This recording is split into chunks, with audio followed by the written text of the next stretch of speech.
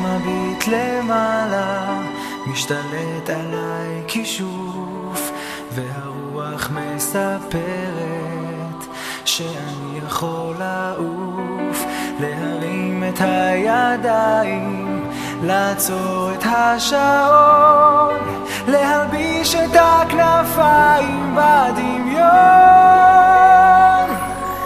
אז אני יכול לעוף בלי לדעת לעוף, זה עושה לי בגוף הרגשה של קסמים נעימים כמו ציפור בשמיים. אני יכול לעוף כמו עלה על המים, לצוף אל איזשהו מקום, גם לכם מותר לחלום.